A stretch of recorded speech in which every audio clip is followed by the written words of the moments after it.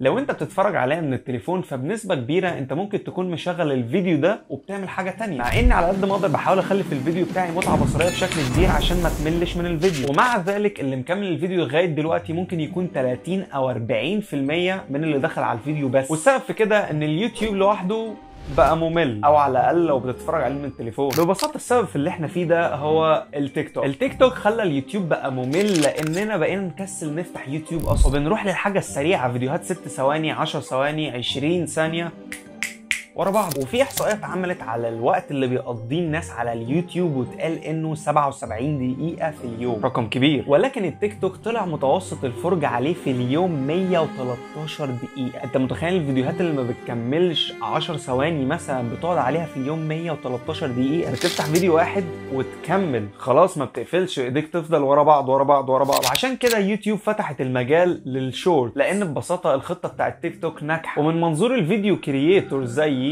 ليه افضل اعمل واحضر في فيديو 10 دقايق او 15 دقيقه، مع ان اقدر اعمل فيديو بالكتير قوي 30 ثانيه والاقي عليه تفاعل اكتر؟ هتلاقي كل اليوتيوبرز بيتجهوا للتيك توك، وواحده واحده بيسيبوا يوتيوب. وحتى هتلاقي على يوتيوب ان افكار الفيديوهات بقت مكرره، هتلاقي حد بيتكلم عن نفس موضوع الفيديو ده قبلي او بعد. وفي ناس كتير جدا هتلاقيها شغاله على تقليد ناس زي مستر بيست او راين ترهان او ديفيد دوبريك او كي اس اي. الفكره ان انتوا كده ما بتعملوش جديد. يعني انا ما عنديش مشكله ان انت تاخد فكرة وتعملها بطريقتك او تضيف عليها حاجات جديدة، ده الصح، لان الافكار بتتطور، بس الناس بتاخد الفكرة كوبي بيست، بتاخد نفس الفيديو بنفس الكلمات. حرفيا انتوا ما بتضيفوش اي حاجة، وده اللي خلى طعم يوتيوب ناس، واللي اكيد بيخلي الناس تمل. ومش معنى كده ان مفيش حد بيعمل محتوى عدل، لا، في ناس كتير بتعمل حاجات جامدة جدا، فما تنساش تعمل لايك وسبسكرايب لو انت ما عملتش لغايه دلوقتي. بس زمان لما كله كان بيعمل الفيديوهات بافكاره وطريقته الخاصه كان اليوتيوب ليه طعم تاني خالص، وحقيقي زمان كان احسن بكتير. ومن كتر الكلام ده الناس ما بقاش عندها خلق انها تتفرج على فيديو كبير، تحس انها مش عايزه تاخد جرعه كبيره من المعلومات زي الاول. حتى نادر جدا ان انت تلاقي يوتيوبر عامل فيديو طويل اعلى من 20 دقيقه مثلا. يا نهار اسود، ده لا يابا، في السريع كده واقلب. بس انا عشان لغايه دلوقتي فعلا بحب اليوتيوب، بقعد اتفرج على فيديوهات تخش في ال 40 دقيقه وبودكاستات تعدي الساعه والساعتين، وببقى مستمتع جدا. واكتر حاجه بتخليني مبسوط فعلا ان في حد عنده استعداد يصور كم الساعات ده عشان في الاخر يلخصه مثلا لساعتين، عشان بس يقدر يدي للناس معلومه او يضحكنا. بس هو هياخد فلوس، بس هو برضه يقدر يعمل فيديوهات صغيره ويفضل ياخد فلوس. بس الامانه ما بتفرجش عليهم من على التليفون، بتفرج عليهم من على البي سي. لو عايز اركز في حاجه فعلا واتفرج على فيديو طويل يبقى البي سي، لكن التليفون خفيف كده وبننجز عليه فيديوهات صغيره وخلاص. وبمعنى صغيره دي ان هو مثلا في حدود 10 ل 15 دقيقه. وسبب تاني بحس اليوتيوب بيضغط صناع المحتوى ان هم يعملوا شورت، لان بلاقي قنوات كتير جدا بتكون معديه ال 100,000 سبسكرايبر وما بلاقيش عندهم غير فيديو او اتنين اللي بتكون مدتهم طويله وما بيكونش عليه فيوز كبيره او اي حاجه. وبقعد افكر طب هو جاب كل السبسكرايبرز دول ازاي؟ فبدخل على الشورتس بلاقي ان عنده كميه فيوز كبيره جدا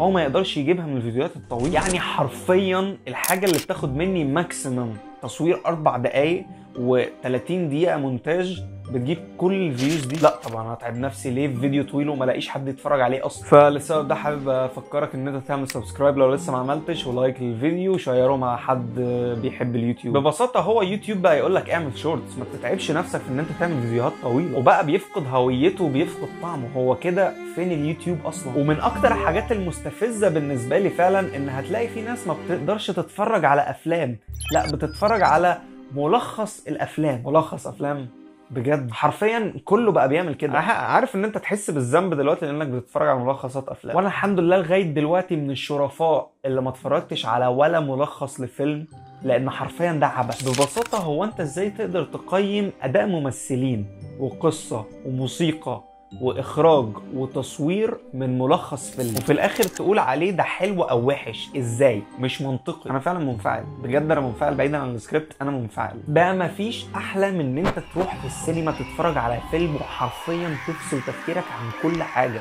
تحس ان انت معزول عن العالم وبيبقى كل تركيزك في الفيلم بس. انا خايف في يوم من الايام ان ما يكونش فيه مكان للفيديوهات الطويله زي كده وكل المنصات تقلب فيديوهات صغيره وخلاص. وحاجه عايز اتكلم عليها وهي فيديوهات الطبخ القصيره. فيديوهات الطبخ دي الصراحه لازم اعترف ان هي ساتسفاين جدا وبتفرج عليها كتير، والصراحه اول ما هتفتحها هتتسحل عادي مفيش اي مشكله. بس عمرك دلوقتي ما هتلاقي واحد هيخش يتفرج على فيديو طبخ مثلا عن طبخه هو عايز يعملها، ويكون مثلا فيديو 20 دقيقه ويلاقي واحد يقعد يرغي وينحت ويقول في اي كلام. لا يابا، هو فيديو تيك توك كده في السريع وخلص. وده بجد شيء سيء جدا. انا لغايه دلوقتي بقعد اتفرج على فيديوهات طبخ طويله وما عنديش اي مشكله. انا مش بقول ان المحتوى القصير ده اسوأ حاجه اتعملت في الدنيا والمفروض كلنا نقطعه، لا مفيش مشكله ان المحتوى القصير ياخد جزء من وسط باقي الطرق اللي بنقدر نقدم بيها محتوى، لكن ما ياخدش كل المساحه دي لدرجه اننا نتفرج على فيديو طويل كل فين وفين. انا حرفيا بحس ان كل الاسباب جايه من تيك توك، هو اللي خرب المنظومه وخرب الخلطه بتاعه اليوتيوب. والناس حرفيا على يوتيوب بقت موظفين، اللي هو ده بيجيب فيوز